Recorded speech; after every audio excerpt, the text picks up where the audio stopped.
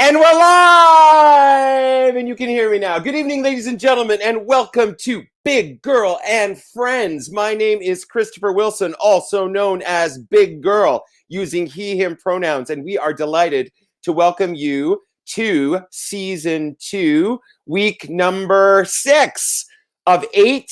And we have got a fabulous show for you this evening, filled with conscious conversation. The show's theme this evening is called Queer Consciousness. I'm wearing my favorite little Pride Rainbow Bright little memorabilia. I thought I put it over my forehead, but it looked a little bit too much like Bruce Springsteen, so we're not going to do that.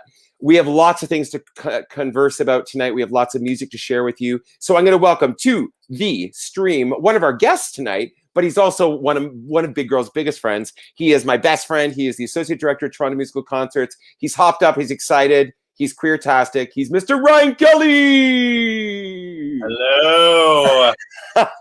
Hello, Ryan. Rainbow Stream. Woohoo! How's it going? It's going well. I'm super excited. Now I know how the Atlanta Bridgewater in the house. Cindy Ashton in New York. Ryan G. Hines representing. I know how the cast, Tyler Smith, I know how the cast last week felt. Brenda and Sudbury, yes? Yes! Because I'm actually a little nervous tonight. So I'm on my feet because I got to sing a song and I warmed up my voice and I got my gay laser. If I point it at someone on the stream, I want to figure out if it lights up, it means it's queer. Watch. Look. So you called it nice. You called it your gazer, right? My gazer beam. It's totally stolen from the Incredibles. Hold on. Wait, let me point it, Chris. Yep. Totally queer. Yep. That's it. This is our key to queer consciousness. How easy is that, right? It would just make life so much easier. Cindy, I love his shirt. It's one of my favorites. I love it too. Listen, we have so many things. Very quickly. Wait, first. No, go ahead. We got to talk about the AFC. Yes, this is an ongoing fundraiser for the Actors Fund of Canada. During the stream, if there's anyone that is in a position to make a donation, you go to afchelps.ca/biggirl, whether it's $5, $50, supporting this incredible organization that is supporting us, the artistic community, whether you're in front of the stage, in front of the camera, behind the scenes, on set. We are struggling during the COVID crazy, and every bit of money helps to support this incredible organization. So you've got an hour to whip out your credit card and go online and give us some money, and we will shout you out. If you are a first-time watcher tonight, remember that you can always go back and watch any of our shows that we have on YouTube as well. There's a huge repertoire of singers and shows. We did 71 shows last year, and now we are wrapping up actually our second season, which we diminished the size of the show, but increased the size of our casts. So I'm really excited. We did. And speaking of one of our, a thank you to, bless you, our beautiful someone who's in New York City, a dear, dear friend of mine, Cindy Ashton, with our first donation tonight of $25. Thank you, Cindy. So listen, speaking of shout outs, we've shouted out the AFC, and let's bring in our fabulous guests. Okay, I got my laser beam ready. In no particular order, star of stage and the Broadway, recently was appearing in Diana the Musical, which didn't happen on stage quite, but it went to Netflix, waiting to be seen. Welcome to the stream again, returning for season 2, Mr. Bruce Dow. Taylor, whoa! Hello. The glorious, fabulous has appeared with us in several Toronto musical concerts and was going to do Martin Guerre, but didn't happen. What will do Martin Guerre in future? The fabulous, the talented, the gorgeous Miss Sarah Strange. Oh, no. What's going on? A gorgeous young man who I haven't had the privilege of working with personally, but have seen him many a time on stage. He's a wonderful light, and he's here to join us in music and conversation. The talented and the stunning Mr. Joseph Zita. Well, hello, everyone. An emerging artist who I adore to the ends of the earth. I've had the privilege of collaborating with in a teaching role at Sheridan, as well as a director in a dramaturgical role with his wonderful show, Boys Don't Cry. Welcome to the stream, Mr. Mateo Lewis. Oh, hi. Yay. Joining us again for support and conversation, someone who appeared 2 weeks ago on our Fast and Furious, the fabulous Miss Lizzie Kurtz joining us again. And finally, if Mr. Tsulu, turn on your photo so we can see you're fabulous. We're going to welcome someone who's new to our community, the fabulous Tsulu Visions, who's joining us tonight to engage in this fabulous conversation. So hello, everybody. Hello. Oh, what a beautiful day. Well, thanks Yes. everyone for being here. Okay, so we're tightening up our pronouns. So listen, very quickly, I thought since there are many things we're going to talk about tonight, I'm just, you're like, what are we going to talk about tonight? Some things I'm just going to lay out a menu item. We're going to talk about allyship. We're going to talk about inclusivity, or more importantly, sometimes lack of inclusivity. We're going to talk about the identity of gender identity as it pertains to life, and more specifically relative to our industry, how that's streaming into casting consciousness and what our perception of the lens is right now.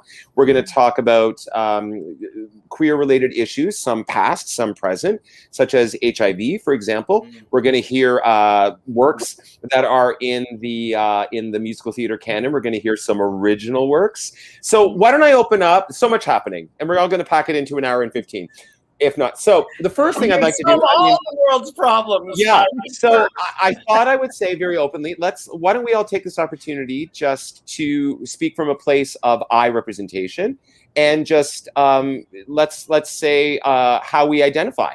So my name is Christopher Wilson, also lovingly known as Big Girl. I identify myself as a gay man using pronouns he, him.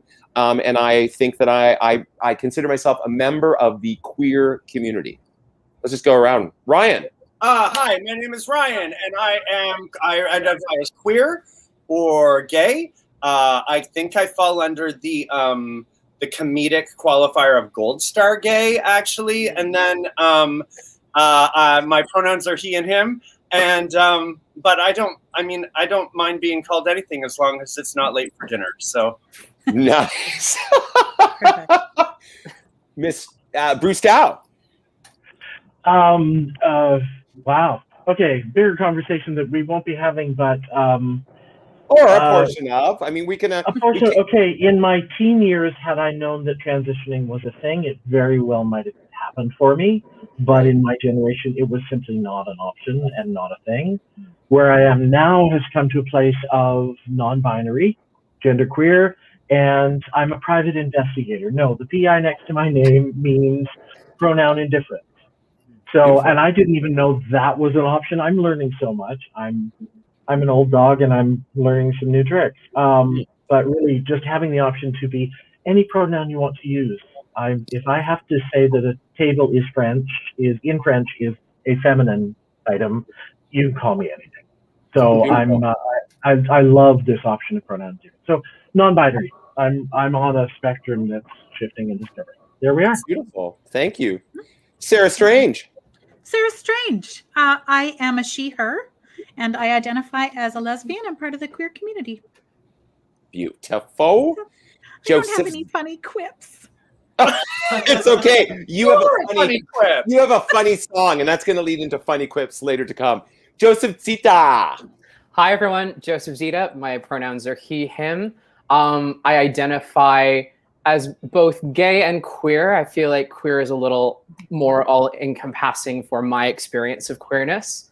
And I guess a funny quip to counter Ryan's, I'm not a Gold Star gay. Oh! It's okay, Joseph. I'm not either. I'm not either. Running into each other. Oh, Mateo, you can be my piano guy tonight. This is great. It'll be like dueling pianos. Oh my gosh, it's like Jimmy Kimmel. Or like Joseph Zita, I'm not a Gold Star gay either. John Baptiste. John Baptiste. That's good. Okay, cool. Joseph, sorry, Joseph. You did. So have we? Yes, you. Yeah, I think I've said all I need to say for the next little bit. Beautiful, Mateo Chavez Luis. Hi, I'm Mateo Chavez Luis. I identify as genderqueer or gender fluid, and I use the label bisexuality for myself as well, which we can have a whole conversation about what that means. Because it's very complicated, and the main thing I want to say about bisexuality, at least in the way that I use the term, is that it does not mean men and women. Thank you. It means same gender and not same gender, and different genders, and all of the above. Thank you, Mateo. Yes, that's me. If I may, I just got a text from a friend of a big girl who is dear. So I'll speak it to them. So we've referenced a gold star gay. So I'm gonna represent this in the gay male community. We often refer to a gold star gay as a gay male identified individual who has not engaged in sexual relations with a woman. Yes. Yes. So you're a gold star gay if you've only had sex with men in this stereotypical Doesn't society. make me better. But what about It actually platinum makes me gay? worse. So But what Yes. about platinum. Well, that makes Joseph and I are platinum gays. We are. Yes. Thank you. Lizzie Kurtz, welcome back. Thank you. I'm so happy. I love that. Yes. Well, yeah, I was really toying with it in my mind because it's the language. I was trying to. I thought, well, I could use L with an S for they because sometimes I don't want to connect myself with a label. But then I went, well, there's still such a binary there. So for myself, I am gay. I identify as a female.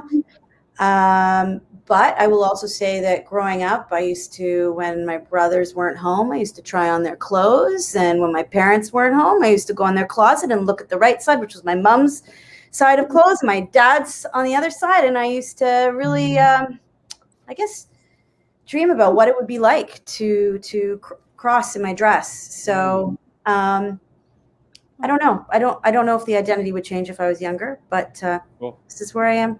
Beautiful. Yeah. Thank you. And new to our community and very new to me, but not too new to other members of our beautiful team tonight. Bruce and Joseph know this fabulous. We welcome Tsulu Visions. Tsulu, if you could share with our viewing audience how you identify. Tsulu Khalima Visions. I identify, I'm very bound to the gender I represent now. I identify as a man of trans experience. And what that means is that I've gone through this experience and I am a man. And I'm a Black man. I identify as a South African, very proud of that. Yeah. Fantastic. Him, Thank you. yes, all of that. Beautiful. Well, we're so thrilled you're here to engage in this dialogue with us. I think this is a good opportunity, as again, it's Big Girl curating on the fly, to start with our first musical offering, which I think will then lead into the conversation. So I'm going to pull everyone out of the stream except for Mr. Ryan Kelly. So everyone stay on stream. And Ryan, if you could share with us what you're going to sing, and or set up your song as to why you chose what you're going to sing. Sure. Okay. So I set up this song because I am always impressed.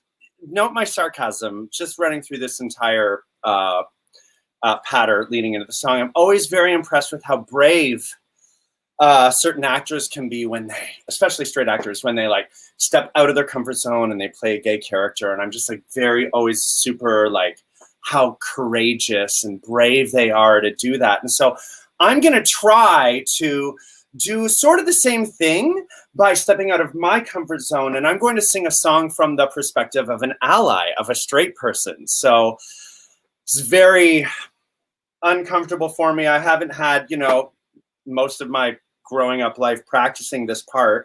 But so I think it would be very interesting to invite someone also to join me, which is my right hand and my left hand, because I can't sing this song actually without involving my other type of characters. I played this character, I played this character in Avenue Q in both Sudbury and in the Citadel production in Edmonton. Yep. And so because I don't have a puppet myself, and I don't have Christy Friday or Elizabeth Stepkowski Tarhan with me, who is usually my right hand and my partner in this, I figured I would do my best in trying to make the song happen. So now that I bored you, Chris, because you're not even paying attention. People are sending donations in. I will start the song. But this is a big step for me playing a straight character because I'm not used to doing this at all. Okay. So, by the way, speaking of which, our second donation, thank you, continued support as an artist, as a friend. George Maswell, $25. And Marnie Kirsten for another $25. Thank you so much. Yeah. All right. Well, Mr. Kelly, it's all yours. Have a good Here we go. All right. Wish me luck.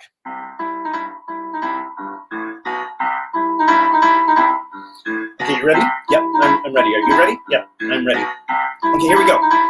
If you were LGBTQ or A, that'd be okay. I mean, 'cause hey, I like you anyway. Because you see, if it were me, I would feel free to say that I was gay, but I'm not gay.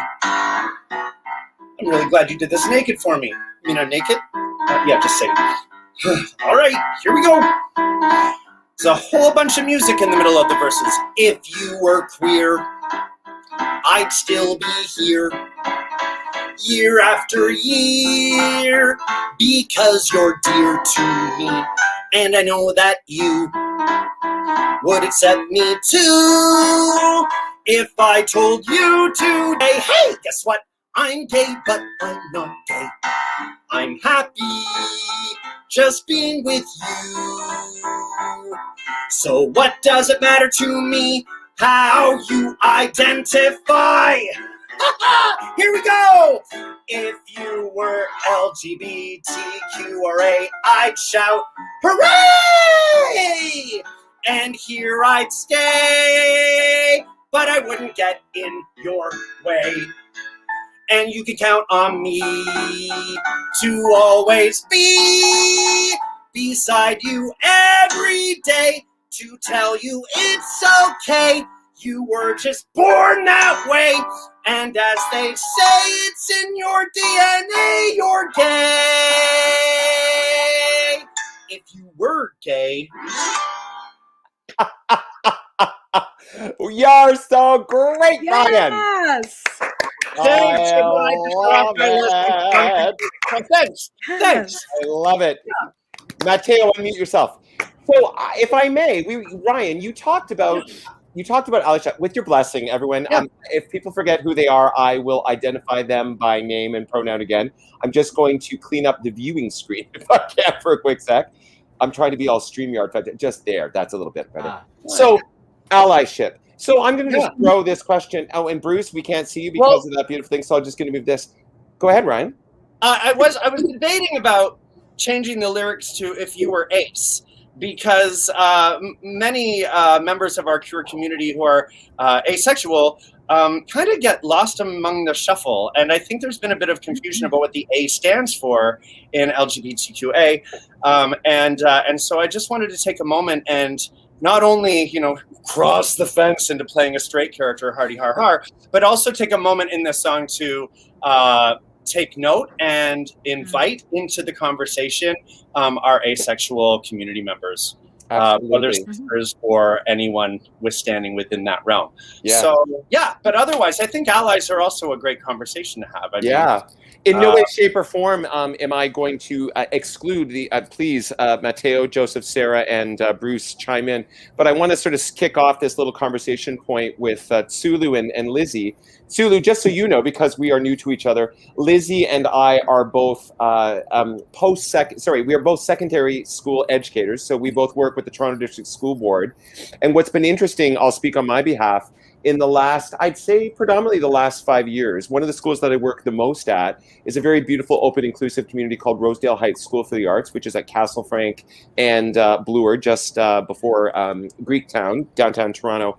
And it was very interesting to me to have in a grade 9 music class no less than 6 self-identified trans students, which was A, exciting, and B, very new. And again, in the spirit of transparency, I remember coming into, again, what it is that we're programmed with, coming in as an educator and saying, good morning, ladies and gentlemen, or good morning, boys and girls, and having a trans student come up to me after class and saying, Mr. Wilson, I'd really appreciate it if you didn't lay down the pronoun. And so the next day I said, good morning, friends. And they said, well, you're not your friend. I said, you don't have a choice on that one. But if I may, Lizzie, before I get to chime in on your experience, Sulu, if you could speak, identifying as a trans man, I guess since you've been in Canada and in the Toronto community, what does allyship look like to you from a trans man's perspective? Oh, wow, that's a great question. I try to offer them. I try. Not, but from my perspective, or what I need, or what. Sure. Yes. I'm not asking you to represent the entire trans community, but yeah, I statements are great. Right. So what I need in terms of is to be included in things, and also included in a way where I'm not just telling trans stories, but I'm telling human stories. It's not always about transness in a sense, or queerness. Can we tell human stories? There's so many stories that we could tell that embody trans people in many different ways, right? And the umbrella is huge for us, and so those stories are missing, but we just have to be part of it. I started transitioning in 2000, physically transitioning in 2013 or so. And so that was very difficult to infiltrate in the musical theater scene, or I was so afraid I stopped singing, Wow. That's so, Sulu, you referenced this. So you are originally South African born. I'm South African born. And you had said you were actually in South Africa at the end of the apartheid. Yes. My family left in 89. And so as a Black individual living at the end of the apartheid, there's an experience right there. And you came to Canada, and at the time you landed in Edmonton, and you were a student at Grant MacEwan in the musical theater program out there. That's so right. Of course, I mean, as you're undergoing a whole a self-identity, we say singing, which is interesting. You would reference singing. We often say that singing. Someone said the measure of an earthquake is the Richter scale, right? They often say that the vocal cords are the Richter scale to the soul. Wow. Because they will, what's the first thing that we lose when we're anxiety ridden? Like at funerals, you lose your voice, and that's, as actors, you can all speak to this, right? When we're doing a serious part, we have to play the emotion without allowing the emotion to get into the performance. And often we go through that process in rehearsal. Like if we're singing and really tough, we choke on it and we splutter and Tammy Faye cry that shit out. But when you're doing 8 shows a week, you have to find a way to channel that emotion, where turn emotion into a hyphenated word, E-motion, energy and motion. But the point is that you had referenced being afraid, or how singing became something that was difficult for you to interface with because your whole being was shifting. Voice was changing, everything was changing. So that, and also I didn't understand it. So people that were doing the hiring were not going to understand that during that time. Of course, thank you. 7 years ago, seriously, right? And so for that's what I needed. But in terms of me being an ally, I think trans people, queer people are in a sense I'm a Black. I'm in there. I've already infiltrated how I live. I learned how to speak English. What's your native language, Sulu?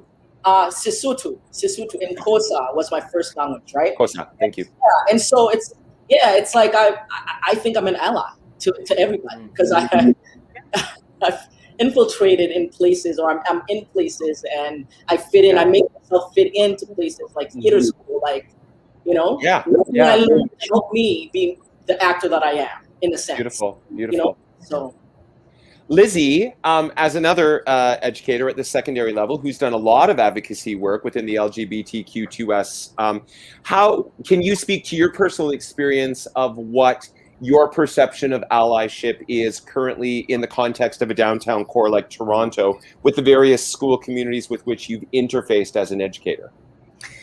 I would say that the greatest example and modeling of allyship is actually with the students first. From what I've noticed, that the growth and the acceptance and the adaptability is more apparent and courageous and brave and upfront it's the students teaching us. And I really feel, I guess one of my, I'll be authentic about it, you know, I'll be real. Always. One of my frustrations as an educator is that I think that in the process, a lot of people sit comfortably in the optics, in just doing the work to serve the optics, not realizing that you're going to need to sweat and you're going to need to spend extra time. That shit is hard. Okay, you're going to need to spend extra time to get material that is relevant and relatable, so that students see themselves. Because if they see themselves in it, they're going to rise to the occasion. If they're invisible, which too many are, they're going to check out. And it's our job to be ongoing learners. We can't expect our students to learn and be respectful and adapt if we ourselves are not showing that respectable behavior in our work. Beautiful. And so I'll just have to be honest about that. And I also have to admit that I have so much to learn, and I guess as well, be humbled in the process and be willing to be humbled. So beautiful. So I'm going. Thank you for your authenticity. Yeah. You're welcome. Thank Bruce, you. because I mean, as is per the big girl and friends, you know, because we're jumping off points of like conversations that might get us riled, but then we bring in some, you know, journey with music. So viewers and guests, I asked Bruce specifically to offer up repertoire choices that were traditionally female identified performances that he was going to interpret through his non-binary lens. And I wanted this to be a conversation point that I'm going to bring you all in after his first performance of what gender fluidity looks like in our current industry, specifically around musical theater, but not also musical theater. Sulu, I know that you have a musical theater background, and we're going to get to this after Dow. I will call you Dow after Dow sings, but Dow has left the building. But so the Dow of Bruce. As the Dow of Bruce is thinking of that, I just love for you all to think about what your perceptions are about how sexuality and gender identity is shifting in the landscape and how that's playing into casting, repertoire assignment, for esempio, Mateo, in the context of educational institutions and the like. So think on that and we'll come back and discuss. But in the meantime, Bruce, what is the first song that you're going to share with us tonight? Well, first of all, I have to do it with the codicil that I'm actually using a karaoke track from the U of the Tube. Oh, we are so down with that. So was I, baby. So was I. We are so down with that. I'm terrified that Grammarly is going to pop in the middle, and so. So anyway, I just wanted to say something about allyship.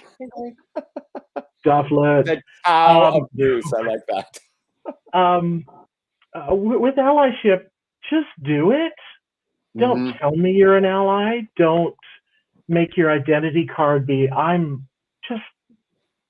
be the person who does. Can I just offer this thing? And Sulu, I want to bring you in for this. I love this analogy. You know, as actors, right? We talk about this, and this was particularly brought to my point. Like my consciousness around this was obviously with not new, elevated Black Lives Matter issues that came forward in the late spring around the death of Mr. Floyd, the tragic death. Sulu, you wouldn't know this. I'm an adoptive parent. This is an 11-year-old little girl who is now 27 with her own child. But my beautiful Black daughter, Lindsay. So being a white cis gay male raising a Black child, I'm shifted. But what I wanted to share with you was that I love this. So, you know, when we're in the rehearsal hall and we get a note from a director or a music director, this is to support your comment around allyship. Someone brought this to my consciousness. I thought it was great. We can have conversations, but at the end of the day, our job is to take the note, say thank you, and do something different. Take the note, say thank you, and do something different. Don't justify why the fuck you're all white privileged and why you're all like, right? Do you agree with me? 100%. Take the note, do something, take the note, say thank you, and do something different, and shut the fuck up. So long. That's allyship. It's like we've been at it. We've been trying to tell people, you know, about blackness, about queerness. Sasha Dennis in the house. You know, about everything. So, yeah, you're right. Just do it now. Just do something different. Thank you. Bruce, back to you, Boo. And don't force it somewhere it's not welcome and say it's a good thing, because that's colonialism. That's a whole other chat we'll Thank have you. about theater. Okay. What are you Okay, gonna say, so the Love song Bob? is, hopefully I haven't blown my voice. Unusual Way, usually sung by a woman, but I've been looking at it in terms of oneself. From Nine, one of my favorite songs. And before, a dear friend of ours, my dear high school best friend, Hannah Solinsky, $25 donation all the way from Abbotsford, British Columbia. Thank you. And what are you going to sing, Bruce? Oh, you just told me. Very Unusual Way. Christopher, shut the fuck up. Go, Bruce.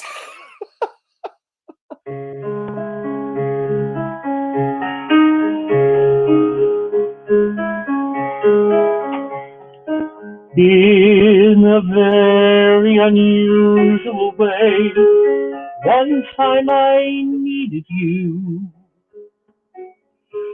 In a very unusual way, you were my friend.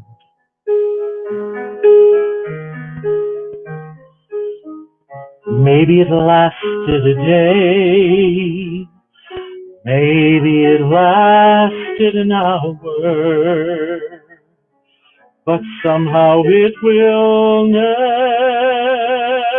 end. In a very unusual way, I think I'm in love with you. In a very unusual way, I want to cry. Something inside me goes weak. Something inside me surrenders. And you're the reason why. You're the reason why. You don't know what you do to me. You don't have a clue. You don't know what it's like to be me looking at you. It scares me so that I can hardly speak.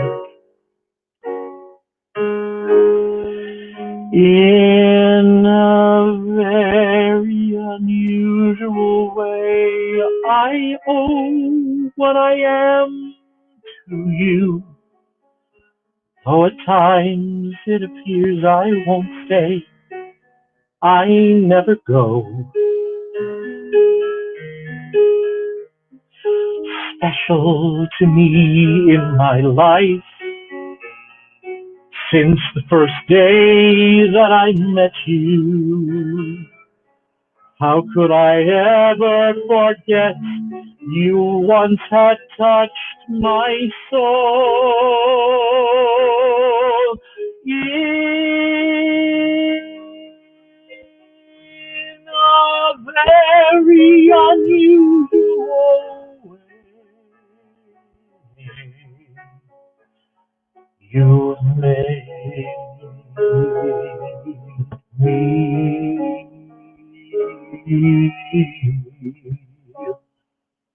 whole.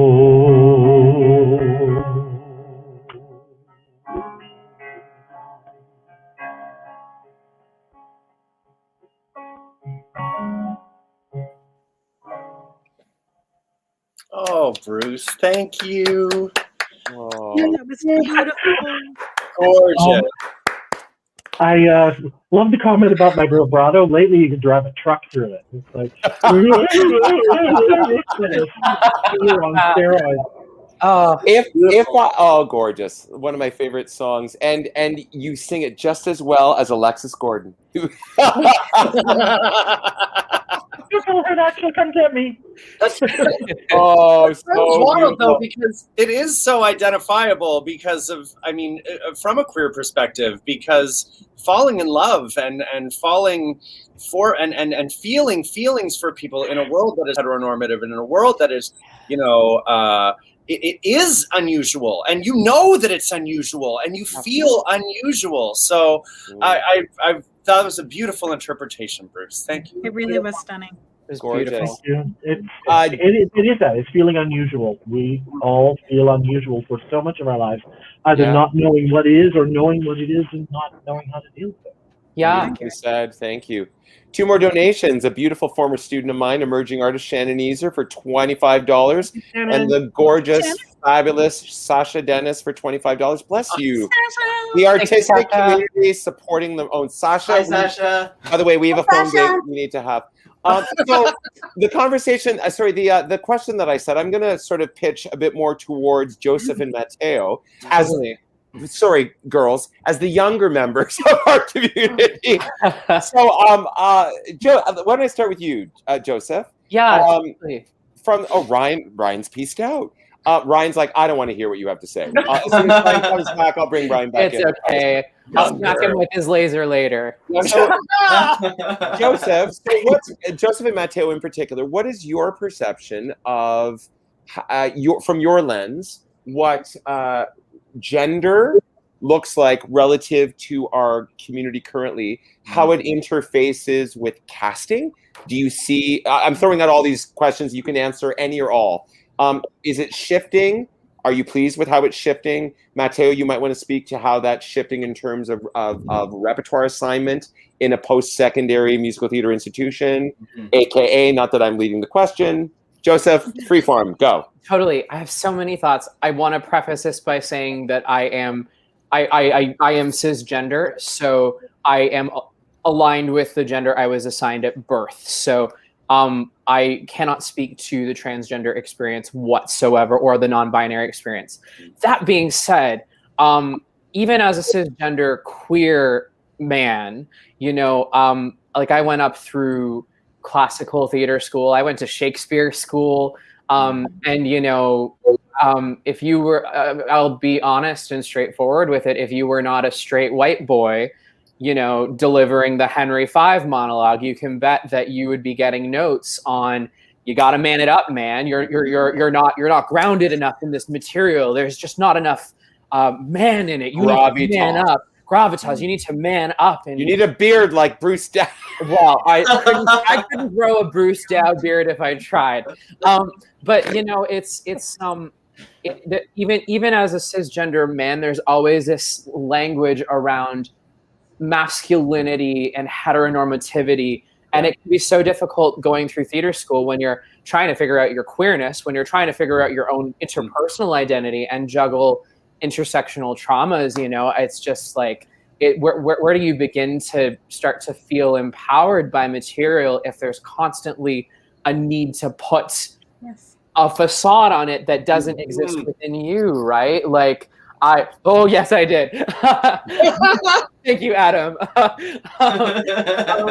No, and it's just, I think, I graduated high school in 2010.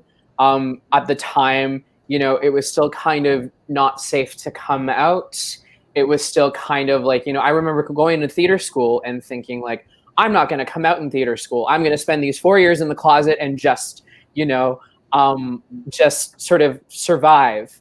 And I learned in my journey through theater school that is, the best way to be is be authentic to you, right? And I think we've come a long way since 2010. I forget that like Glee came out my last year of high school. I think we've hit so much progress in queer visibility in the community. I'm on the board of directors for Shakespeare in the Rough, and our mission artistically is to take Shakespeare, which has traditionally been so colonial and white supremacist, and see how can we decolonize Shakespeare? How can we recenter the voices that come to the table and that perform this in a way that elevates the material and tells these stories in a compelling new way. And I think that it's a constant act of evaluating our hiring practices. Like Rough has been exceptional in the way that it's hired in the last several years. Can we do more? Absolutely. And I think it's our job, especially as queer folks in the industry and people with some degree of power to recognize like who else can we include at this table? Who else can we bring in? Are there artists that I'm not familiar with that I can become familiar with and invite to these tables? And I think we're starting to see it in the mainstream casting, like Alexandra Billings in Wicked recently, as the first transgender woman to play Madame Morrible. Thank you. Like it's we are making strides, and like Disclosure on Netflix being so widely viewed, and we still have so much farther to go. There are still people who are saying things like, what business do you have doing Shakespeare? That's my space as a straight white man, like we have so much more work to do. And just because we are making progress doesn't mean that we can sit on our laurels and pat ourselves on the back prematurely. Thank you very much for That's those so beautiful great, thoughts. Yeah. Mateo, as a young man who was in theater school, took a little pause and is back in COVID University, Zoom. COVID University, all on Zoom. I spend an obscene number of hours a day in this tiny little basement studio. You do.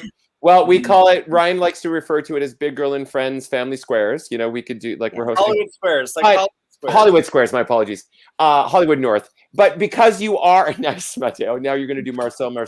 Because you are in school, can I direct the framework of the question to speak to, like I intimated, to repertoire assignment? What's the current lens? For example, you are a student at Sheridan College, where Sarah and Lizzie and Ryan are graduates, and I'm also currently a faculty member. So what are your thoughts on what's going on with gender as it pertains to repertoire exploration at the school level right now? Yeah, so I want to hop on the train of what Joseph was saying about there is lots of good stuff happening. There's lots of good stuff happening. And there's a ways to go still. Yeah. But the good things, even in the time I started at Sheridan in 2017, and even since then, things have changed so much. When I got there, they were still teaching, like, you must sing all songs in the original key, or it's disrespectful to the composer. Right. Which, as a composer, I can say I choose the keys that I write my songs in very intentionally, because I say, well, I want this note to be this high, and I want this person to make this sound with this note in this voice. If a different person sings that song that I wrote for a high mixy soprano, and they try to sing it in the same key, but they're a bass, it will sound very different in their voice, and that's not being respectful to my intention. Unless, of course, unless I pull out my best countertenor and I'm like, Mateo. Stop. My baritone soul is just reverberating with what you're saying right now. Yeah, but duly noted, Mateo. Yeah, thank you for that. Yeah, so and that's starting to happen. People are starting to, bring in material that was written for, genders that might not be the gender that this person identifies with. Yeah, But they bring in the material anyway because something in this song connects to them, and something in the story of this character connects to them. Yeah, and the weird thing. The big question mark still in terms of representation, this applies to representation in every sense word, representation in terms of race, representation in terms of disability, representation in terms of queer status, and in relationship to casting specifically, is what is and isn't my story to tell? And that's a big question that's coming up. And relative to appropriation. Exactly. And that's a big question that's coming up that no one really knows the right answer to. Right. Because it's an evolving and shifting question. Exactly. And different people have different feelings about it, and there is harm that you can do if you tell a story that you don't know how to tell and you don't have the experience to speak to. you can cause real harm, because stories are freaking powerful. We know that. That's why we all went into this business, is because stories are powerful. And when you see a person on stage of a certain race or a certain identity, that speaks volumes whether you want it to or not.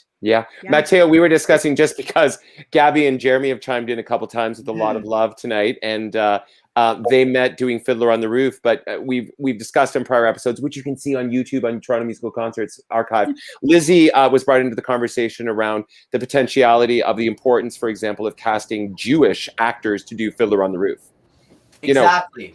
So just as a point of conversation, whereas Fiddler on the Roof has always traditionally been done by non-Jewish people in the general sense of Broadway canon. Not to say that there haven't been Jewish actors who have performed, but just to support prior conversations that we've had. So I appreciate you bringing that awareness to the conversation.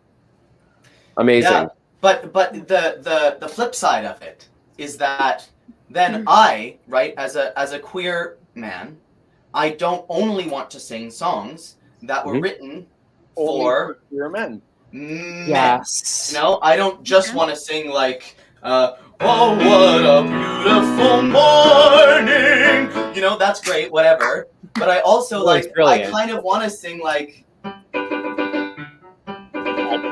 siento hermosa, tan graciosa que pueda volar. Like, I want to sing that stuff.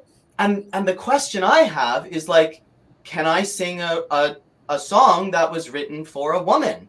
You know, I don't know the female 100% perspective. Can I just add, because you brought up Fiddler on the Roof, Chris, can I just add to that for a second? Go ahead. I just wanted to say, it's not that I feel that it has to be that any show that's about a particular culture has to be hire only those actors. I just think that the process at all levels needs to be consciously accessing input, so that it's done, it's truly done with justice along the way. It's scaffolded to support the work so that it's done with integrity. Absolutely. Because I guess we're going to be able to have 36 people that are of course, and they may not be right for the part, the vote, whatever. So I was thinking, I think we as storytellers, actors, and artists, we're being requested, asked, demanded to actually think a little deeper about what we do. Because a lot of people say, well, isn't all acting appropriation because you're pretending and you're always, but that's not that. It's more than that. Yes, sure. Yes. All acting is pretending that you're something that you're not. But that doesn't mean, in relation to what Mateo said, it doesn't mean that you can just step into someone else's shoes and assume that you are the person to tell that person's story. Exactly. Because too many mistakes have been made in the past by doing that have resulted in pain, trauma, discord, and losing people of our communities, whether they are queer communities, gendered communities, and or racial or cultural communities. And they intersect too. Yes. It's not just about being caught like one step conscious. It's about identity consciousness, because there is intersectionality. Yes. In the people that are doing the work, people that write the work. We're not just one, we're not composed of one branch. Right. Yeah, absolutely. Thank you for so many layers to this onion. And I think the conversation is traditionally centered around like, well, we don't want to see your queerness on stage. But like as a queer transracial adoptee, I can't help but bring my perspective to the stories that I tell, So I think. And why hire you if you're not going to bring that? That to me is insane. Somebody not asking you to show up in the room and not bring your full self to the process, insane. Yeah, absolutely. Yes. Absolutely. Yes. May I take this opportunity to acknowledge a wonderful donation on behalf of a dear friend of ours, Sonia Grundy, for $50. Thank you, Sonia. Thank you, Sonia. Thank you. Sarah, which is going to lead into Sarah with all those hugs and kisses coming out virtually. My love bugs, I'm going to bring you back in soon. Sarah, what are you going to sing for us tonight? Well, I thought about it, but I didn't think very long because I feel like there was no other choice. I'm doing Old-Fashioned Love Story. Most everybody in the community knows that I was a late bloomer, late comer outer if you will. I've always been sort of fluid, and I always knew that there was something wrong. I spent decades trying to make it work with a gender that was not mine to love. And when I finally came out, I came out to my family, and I came out to all of my closest friends. And then Jenny Walls asked me to host Statler's, and I thought, well, that's a perfect opportunity to jump out of the closet with streamers and sparkles.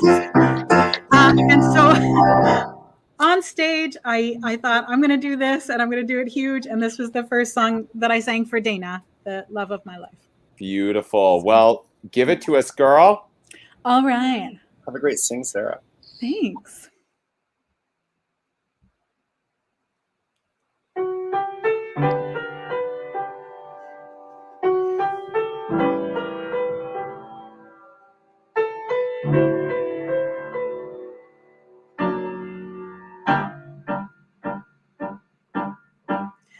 At the bar, there's a girl in the shadow, sitting still like a nun unknown.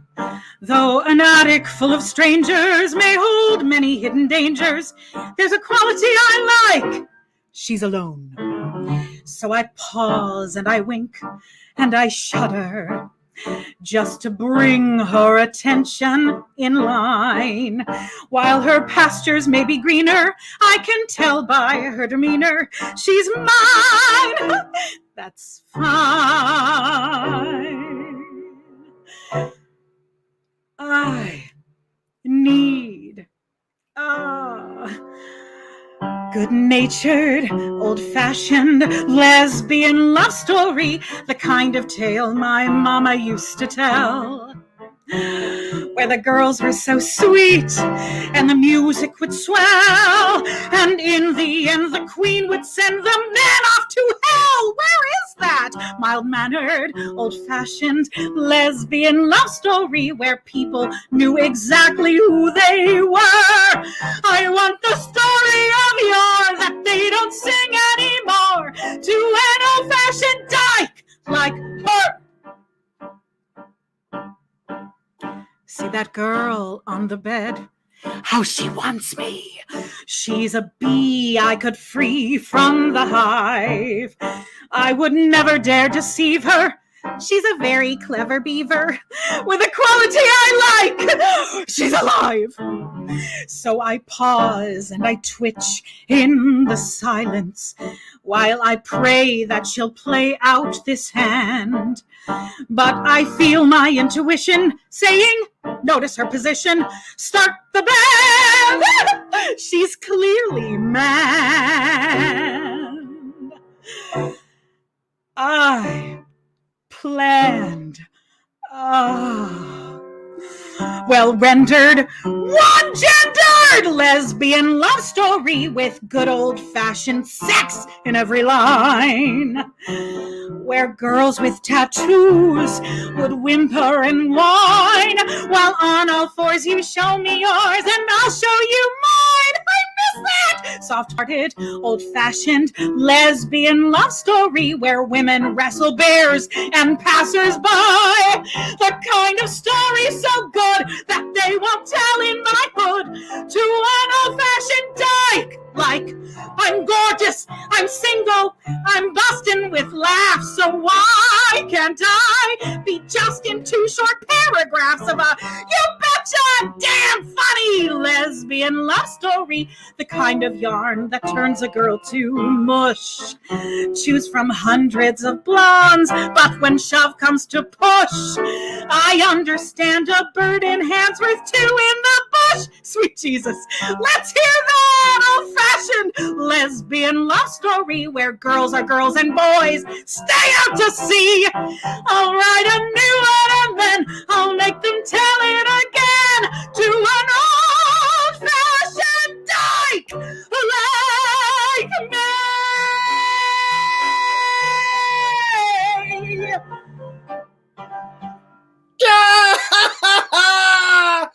Go Dykes! Yeah! Oh, Sarah, that was Yes! so cool. Oh my Thank God. you. God! What a great Hannah Oh, boy. is in Abbotsford going, my God, I'm screaming in my kitchen. Yes! Yes, thank Okay. you. I'm telling you, I don't know what I was thinking about trying to limit this show to an hour. It's going to be an hour 20. It's just the way it's going to go. So, I mean, a little bit of levity in the midst of some important conversations. Adam heard this from up the block. Yeah. I want I want a lesbian love story because I'm not doing so well on the gay love story, You and and I'm me just looking for both. someone alive too. So I mean, we have that in common. So I wanted to, okay, so Sarah and Lizzie, age-old conversation. It's a funny one. Lesbians who Yes. have their own name. You have your own word. Right? And then on the other side are gay men. And never the twain shall meet. I'm in the middle, so Discuss. Actually, maybe this is a good entry point. Lizzie, do you think that you can somewhat repeat in a new way what we had the conversation about on the phone just the other day about your birthday party a couple years ago? About what it looked like. Oh, Yes. so So Ryan and I were guests at your birthday party. Describe the living room. Okay, so you might hear my dog talking to me in the background because she's being a bit sassy right now. Sorry for the interruption if you do. So basically we had the gays on one side, the lesbians on the other. They did not cross. Okay. It was a bit of a staring fest, but You see what I mean? They even say, like, lesbians are officially gay women but still the gays and the lesbians. So it's like the sharks and the jets. It's like a grade 7 dance at the gym where like you never sat on the other side of the parting of the Red Sea happened. Oh my God. The party of the Red Sea happened. Of course, our shoes looked better. Yes. I'm gonna say. Actually, there were boots. There were boots. There were more boots on that side of the. Yeah, it was kind of like tipping on our side because the shoes were heavier. But we had a great time. And hi, Duncan. And Sarah, what's your perception? What's your perception of the? I mean, we are all in our community. We are all friends and family and sisters and brothers, and we are all. Before I leapt out of the closet like as fast as possible, I fully identified as a hag. I don't want to spend yes, of course I want to spend all my time with the gays. You know what I mean? So I was fully like, yes, 100% all the time. So then I leapt out and there were all these like, oh, well, the gay men and the lesbians. Mm-hmm. And I was never the twain shall meet. That's not a thing. It can't be a thing. It's not true. It's a trope. It's a trope. That's trope. So funny.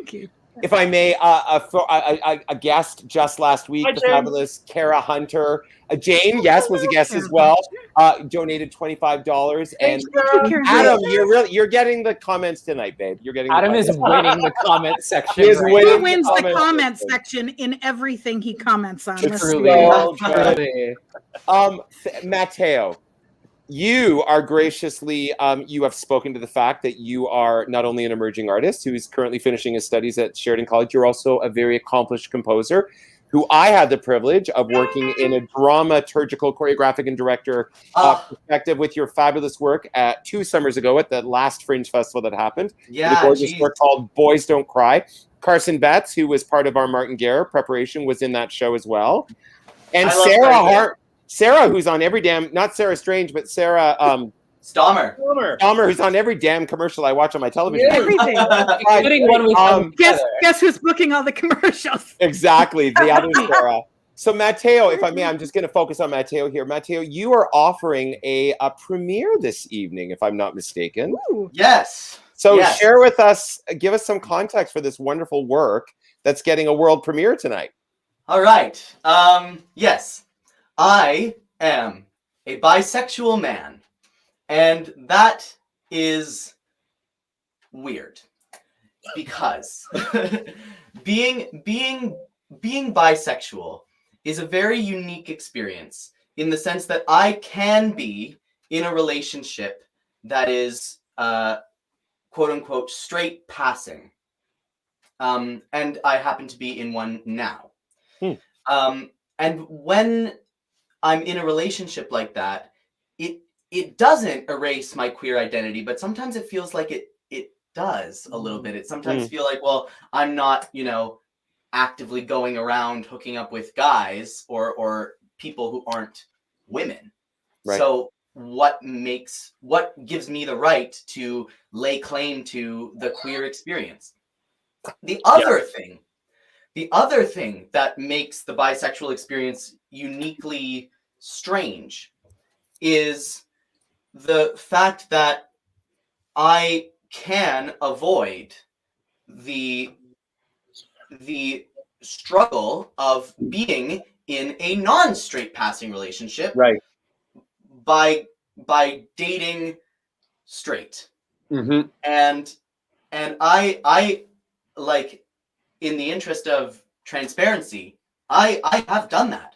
There have been times when I haven't committed myself as fully to a relationship with a guy that I've wanted to commit myself to, partially because I didn't want to have to explain it to my parents, who are very accepting, but I don't talk to them about boys, and I didn't want to have to explain it to, people who, my family and people who knew me when I was a kid and who I don't know how they feel about queer issues, Yeah.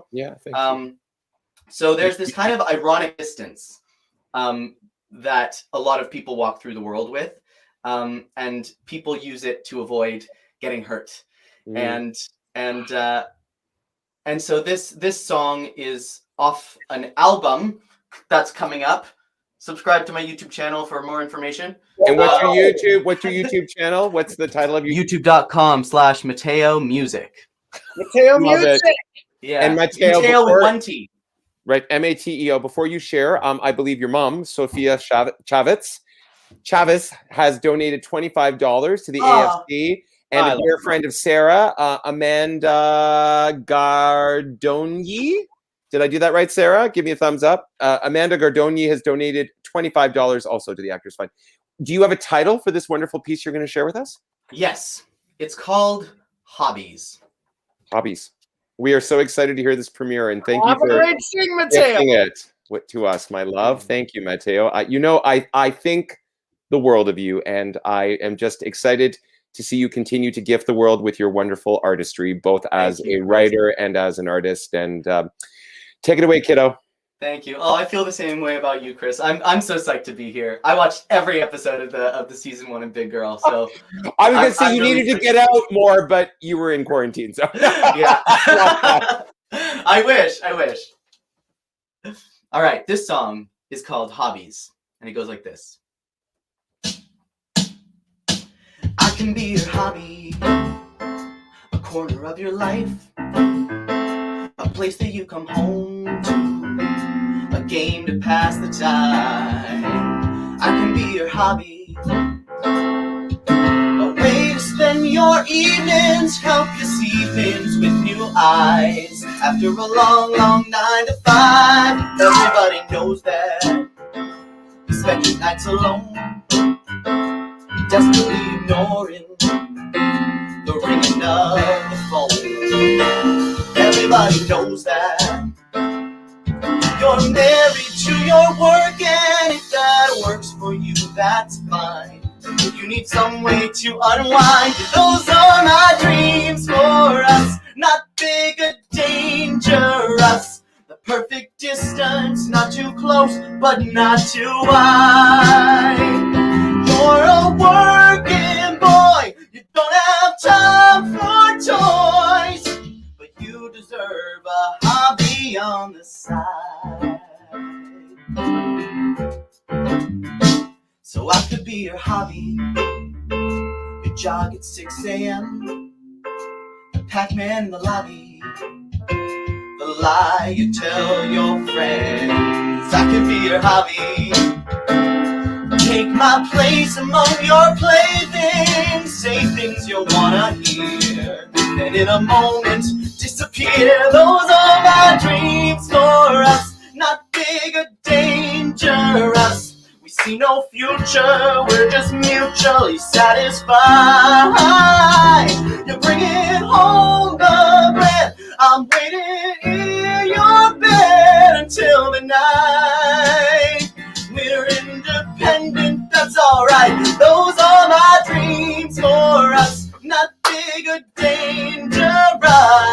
perfect distance, not too close, but not too wide. You're a working boy, you don't have time for toys. So do I get to be your hobby? You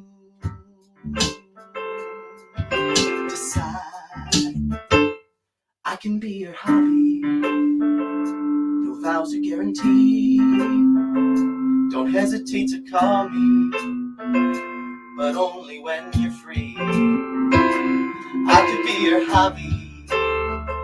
That's all I want to be. 'Cause you will only ever be a hobby to me.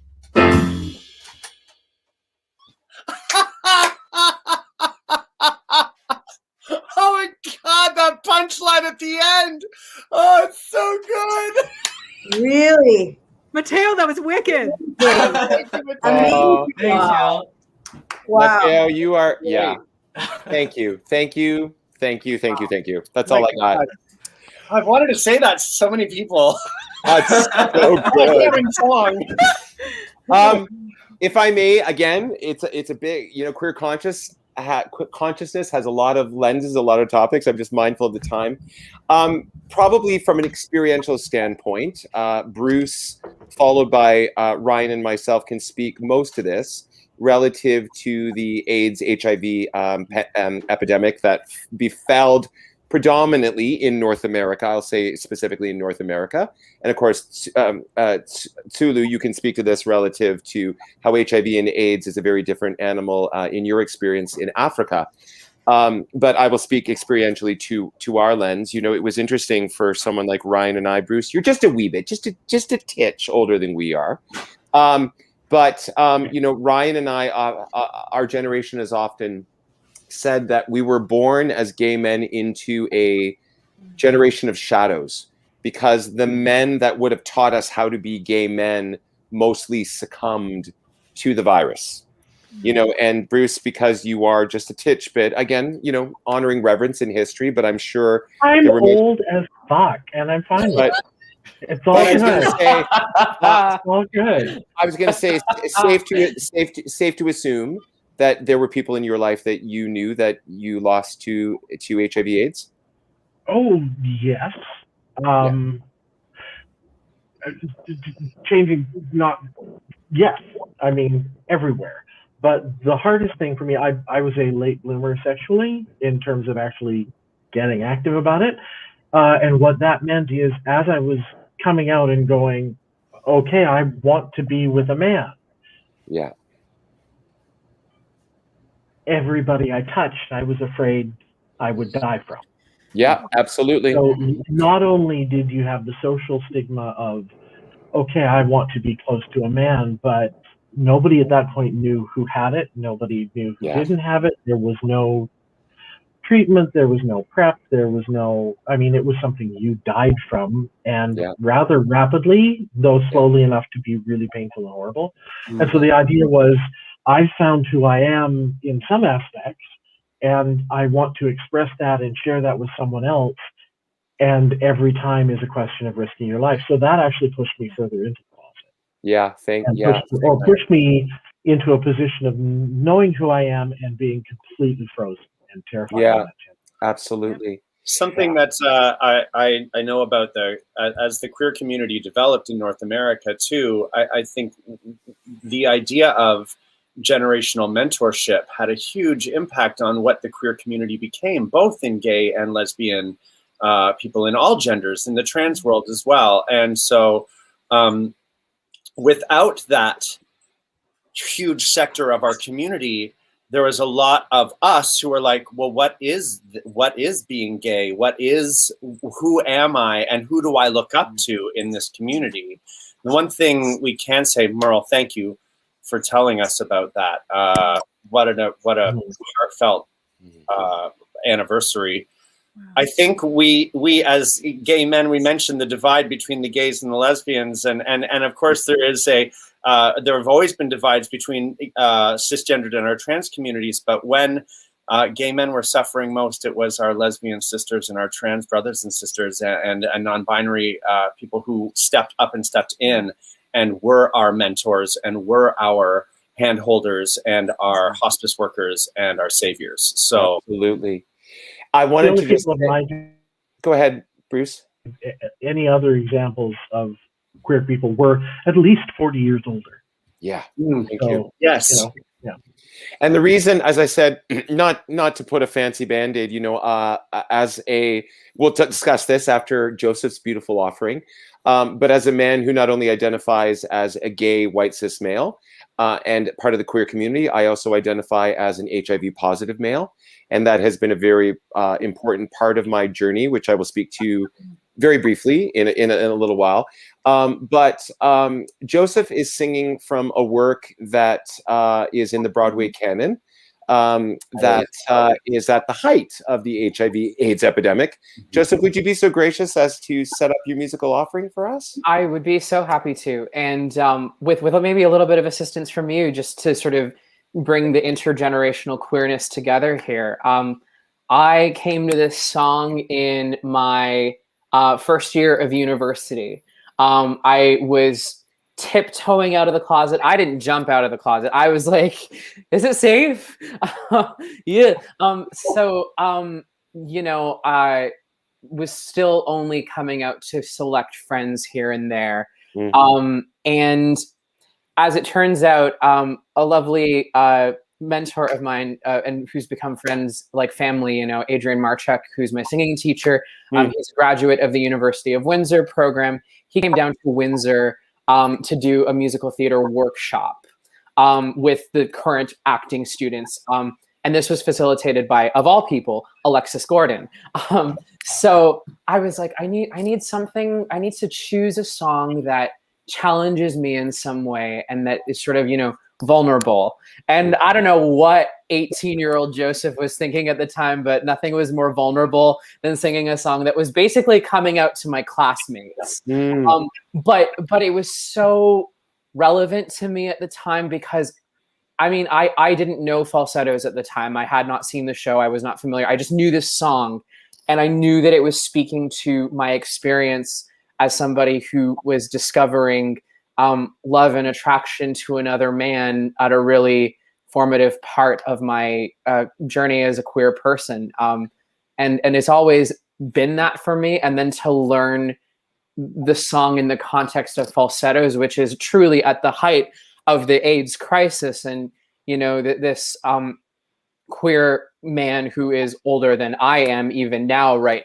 But, experiencing these same things, it makes the queer experience so much more like rich and real to me. And when I sing, I obviously am related to it from my perspective, but I think it's a wonderful marriage of the intergenerational queer mentorship and nurturing of our community that sort of happens intentionally or by happenstance. And if I may, what more could you say? What should I say? Yes. Take it away with what more can I say? Have a beautiful sing, Joseph. Thank you.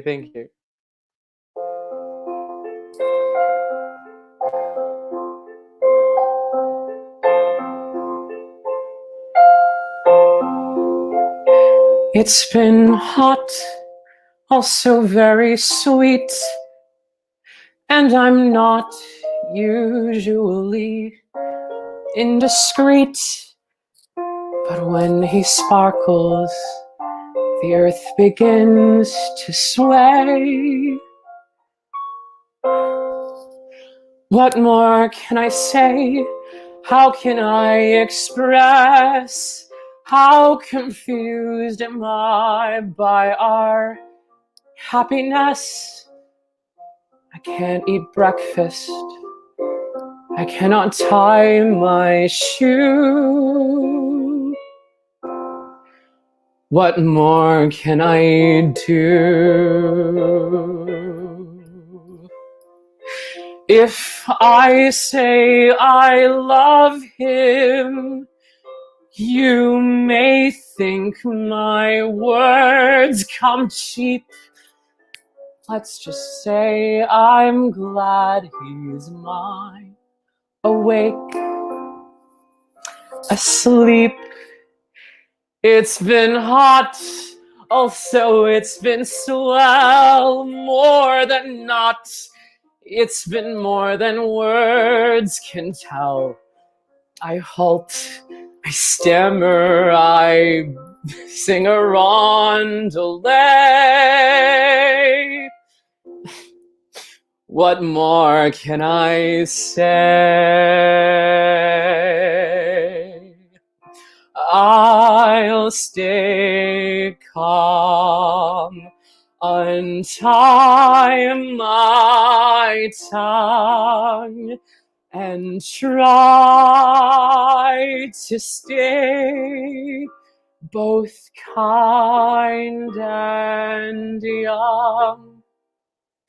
I was taught never brag or shout, still it's hot, just like what you read about, and all so caring and never too uncouth. That's the simple truth.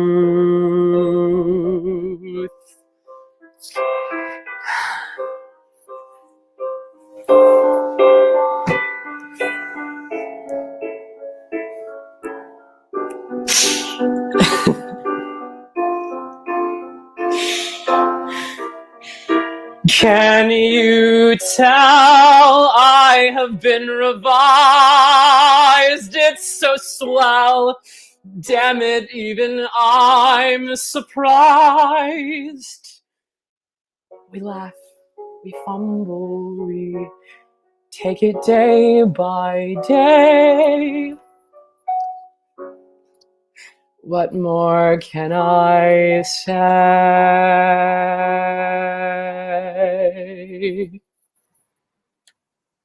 Oh, Joseph, thank you. Oh, that song. I have to say, Joseph, my experience with that song is very similar to yours. I heard that musical for the first time in my first year of university, and I went, oh, I have to be in that show one day, and I have to sing that song. So thank you, Joseph. It is beautiful, beautiful message. Beautiful. Thank you kindly. Thank you kindly. To shift the lens, again, not putting a ribbon on this because it's important that I qualify this with those who have access to the medication, of which many countries in the world still don't, and many parts of the world don't. For those that do have access to HIV medication, HIV can be managed as a chronic illness. And people like myself can live very healthy, vibrant lives, for which we are incredibly grateful. Through a myriad of things, which if you want, I'll send you the video. I won't bore you with. I did not take care of my HIV status. And in 2007, I had 7 white blood cells and was diagnosed with full-blown AIDS and pneumocystis pneumonia and was hospitalized for 6 weeks in a medically induced coma. So I say jokingly that this trach scar is my belly button because I've had so many facelifts, and it's a great prop, what I want to say. But early on in my diagnosis of HIV, I met a wonderful counselor at the AIDS Committee of Toronto who invited me, being who the person I was, to think of a way to contextualize how I lived with HIV. And much later, I shouldn't say that. I don't know if I wrote Living with Henry before Next to Normal. I'd have to check the chronology. But similar to Next to Normal, where mental health is represented as the embodiment of the mother's delusions in her son, I used HIV and gave it an acronym name, Henry Ignatius Vaillancourt, and said that I was living with a roommate named Henry. And my living journal became Living with Henry. And it was the way that I embodied living with HIV. But I came to understand in the writing process that Henry is a fuck off thing in our lives that we have to deal with, like mental health, diabetes, depression, bipolar disorder, you name it. It's the thing in our life that we can't necessarily get rid of, but we have to integrate. So I wrote my first show. So I was inspired to bring this back because of you, Mateo. I wrote a show called Living with Henry that had a journey from 2011 to 2012, started at the Fringe, ended up in New York City in an off-Broadway house, and it was starring Mr. Ryan Kelly in the role of me, Michael, and his best friend, lesbian friend, who was played by Lizzie, and the character's name was Jenny.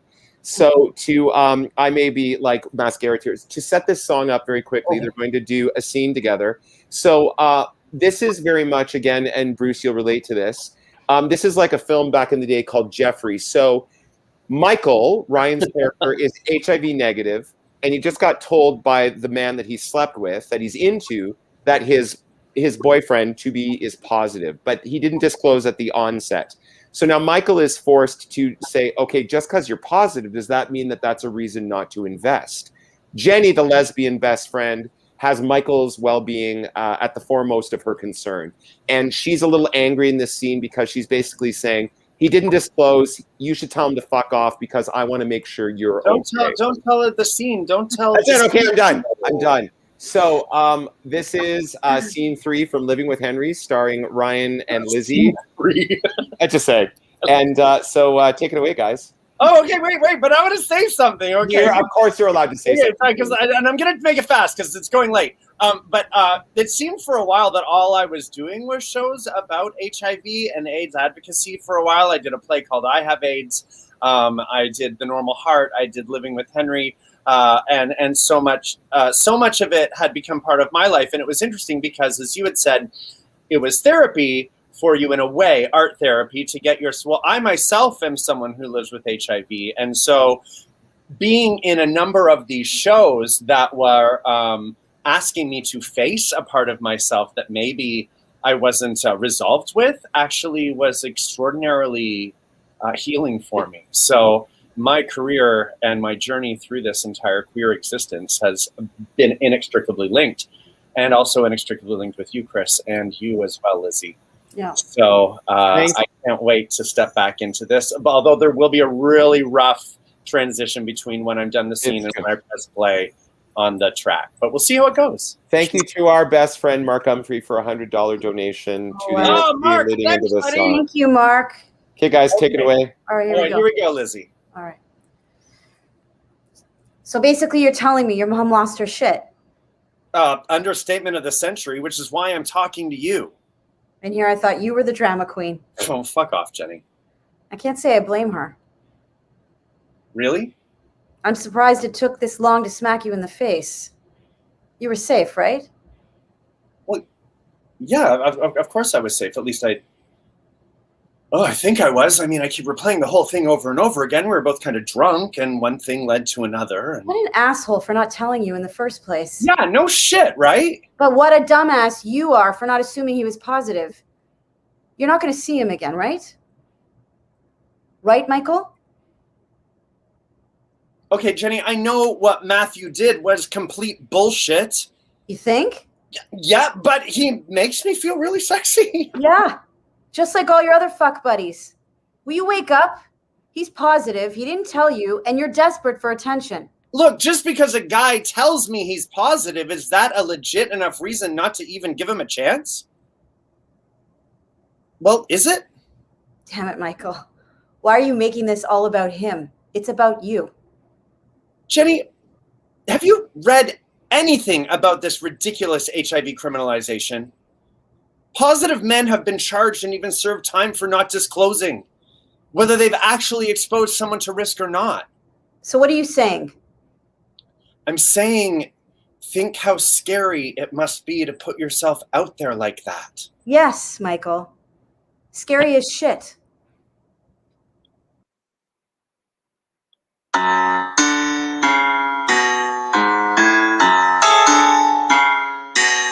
Look at me. Do I really know the man that I say I am inside? Do I see? Am I showing up completely, or am I trying to hide? Who is he? Who's this guy that's got me thinking? This guy that's got me feeling? Oh shit, I just stopped breathing. What will be? What might happen if I go there? Happen if I actually do decide. But what am I doing out here anyway? What am I trying to prove? I always take these risks here anyway. Why should my whole world move? Who am I doing this for anyway? Who am I trying to please here anyway? Why should I care anyway? What should I do?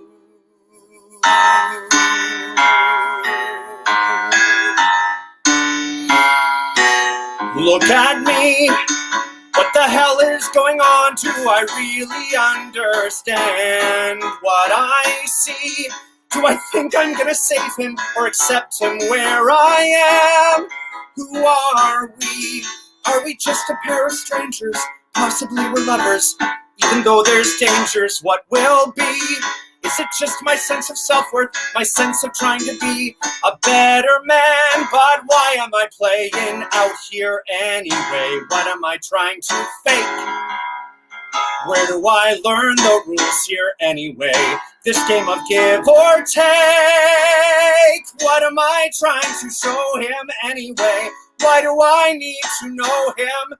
At the end of the road, it's just me anyway. Just how it's always been here every day. I'm feeling stuck and really not okay. All because I'm trying to find a way to say I'm gonna be just fine, come what may. So what's it gonna be now? Go or stay? Anyway, anyway, anyway.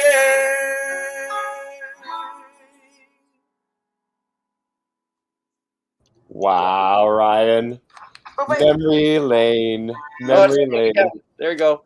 Thanks. Amazing. Yeah, that was a really exciting moment actually when that song got created, because when we were building the show, we went, all right, what's Michael's I Want song in the like great structure of Howard Ashman Music Theater building? Is what is the song that Michael has about what he wants? Interesting though, you never find out what he wants from the song because the song is all about questions. So yeah, it was I've never had a big I Want song written just for me. And so that's all you So great. It's so great. So great. Thank you. Friends, we've gone over time, but I don't care. This has been an important, exciting dialogue. As we draw to the conclusion of our adventure, what as representatives, as members of the queer community, from your own perspective, what are things that you want to impart are your hopes as we move forward as a queer community? Can I start with you, Tsulu? As a trans-identified man, what are things that you see that are evolving, but you'd like to see more of going forward? Definitely more inclusion of trans people. We're not the afterthought within the queer community, and sometimes it feels like that. Oh yeah, right. We have to include more. Including us in, positions of directors, all of those things, and then respecting. I think that in terms of what everybody's doing, and they're trying. I think we're all learning. I'm learning about other genders, and so continue the learning, I guess. Absolutely. Did anyone else have some pressing thoughts in their heart space? I think I had a relatively easy time coming out because I just came out within the last 5 years. And I think the easier it is, the more time that passes for people to come out in a safe space with family and friends that understand, that are open and open-hearted to it, the easier it is. And that's not to say that the struggle of the generations that came before is not all the shoulders that we stand on. Know that I understand that. Thank you very much, Sarah. Mateo. Write more stories.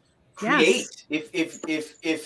If you are a queer person, tell stories about your own experience and find other artists who feel the same and have the same experiences and share that so that we can educate people and write more genderqueer characters and non-cis characters. Like, put that into the canon, because it's not there in the way that it needs to be.